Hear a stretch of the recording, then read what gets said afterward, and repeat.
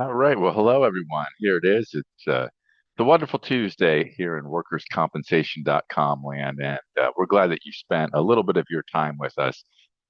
Excuse me, we won't keep you long, but we did want to get you up to speed since we haven't checked in with you for a little while. Want to thank everyone that joined us yesterday for Comp and Circumstance for the March edition. And if you happen to miss it, that's no worries at all. We do one every month, and it's really developed into a great thing. Some great conversations, some great idea sharing, a little bit of networking, but really just building community. And I applaud those who uh, come to it with the intent of building community in the workers' compensation space, because I think that's something that is, it's built into our industry, into this sphere because you're going to run into people over and over, and it's good to uh, connect with them in a way that says, "Hey, we're working for the same thing here." You know, the idea of collaboration rather than competition is one that whose time has come in a lot of ways, and we're all in a position where we can make the industry a better place, and specifically, we can make it a better place for injured workers. And that, and it's a great thing because it's not an either or sort of thing. It's not a zero sum game that if uh, the injured worker has something better, that necessarily that means the employer or the insurer or whoever is losing in some way. It's really a field, to my understanding and to my observation, where really that saying a rising tide lifts all boats. Well, a good workers' compensation process is going to help out everyone across the board that's involved in it, from a supervisor to the worker to a claims manager to a TPA. So why don't we do this together? Anyway, so that's enough of that. But I want to thank everyone who joined us yesterday. Michelle, Rogers, Mark, Sherry, Andrew, Claire, Anne, Nikki. I think that's just about everyone that was on with me yesterday. And look forward to, we'll have the April uh, date and time available to you as soon as we can. Check mostly my schedule, honestly, and we'll put it together. And we'll hope to see you in April. But if you can't make it, like I said, we'll do one every month. Barring unforeseeable circumstances, what's that old saying? Lord willing, the creek don't rise. We'll do one every month, and we look forward to seeing you on one as soon as you can make one. In the meantime, I hope that you've been following along. I talked to just mentioned two of the people that were in the gathering yesterday, or two people that have articles today on workerscompensation.com. So let's get started.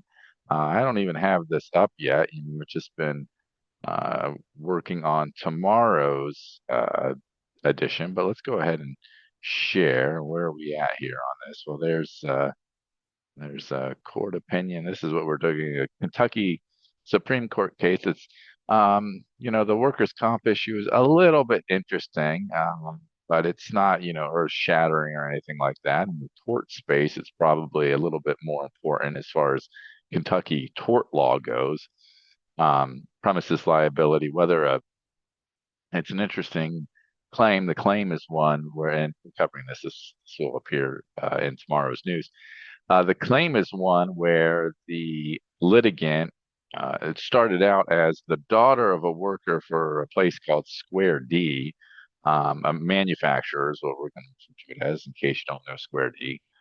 They make electrical and things like that, but that's neither here nor there. But the the worker worked there at a time when they were using asbestos significantly. This is years and years ago, of course, and probably not uncommon in this region. This is Kentucky. You think about, what we call the Rust Belt, but industrial America in the middle, 20th century, asbestos was probably a common material used in the workplace. Well, the issue here was the worker would come home with the asbestos on his work clothes, and would expose his adopted daughter. That again is neither here nor there, just an interesting fact of the case, to asbestos because the fibers would be in his clothes. If she did the laundry or was just kind of around him, she was exposed to it over a number of years. Now, At one point, she worked for the manufacturer, but all the evidence in the case said that she wasn't, when she was working there, she wasn't exposed to asbestos on the job. So her exposure, and she developed mesothelioma, by the way, and eventually died from it. So her state took over the claim. So she's suing for in torts, brought tort action against the manufacturer. And one of their defenses was workers' comp exclusivity. And it didn't get too far. I mean, I guess, when you're trying to defend against a big time claim, you may as well give it a shot. She worked there. This might have been something that arose out of employment. Well, it did not. The long and short of it was, and there it is, we hold upon a showing that the injury did not arise out of or in the course of the employment. And so the tort claim went through, and there's an old reference to um, Larson's. And it says this claim is like really like one of these two hypotheticals from Larson. For example, so let's say the plaintiff is a clerk in a store on a day when she's off work. She goes into the store to buy a dress, gets hit in the eye with a hanger as a result of the sales clerk's negligence. So, boom, ow, So obviously she can sue and her coworker. She wasn't on the clock. She wasn't working there. She was a shopper. It just so happened to be that she's a shopper whose job is at that place, but had nothing to do with her employment. Or a nurse who works for a hospital is involved in a weekend accident while driving past the hospital and is rushed to the hospital's emergency room where they operate on her and practice happens.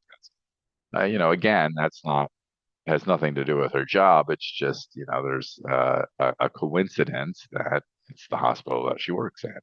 So that's what the court's saying here is okay, it's sort of coincidental that she worked for the manufacturer, but the injury had nothing to do with her work. It had to do with, all the years of exposure of her father bringing in all these clothes. So, interesting case. You can read the summary if you want to tomorrow on workerscompensation.com. And what are you going to find on workerscompensation.com today? Well, you're going to find a few things, but the two big ones are Dr. Claire Musselman's article on modified duty.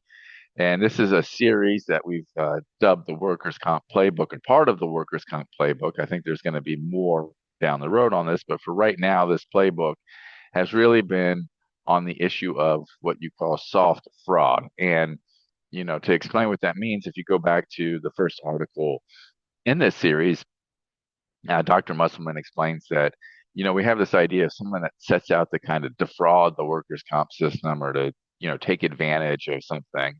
And that's really a mistake. And what happens is so-called soft fraud, not the things that you're looking for, but um, the things like facts get kind of distorted, or things happen that lead to maybe inaccuracies or a sense that okay, I'm not getting what I need from the employer. Is there a way that I can kind of push this along in my favor, sort of game the system a little bit?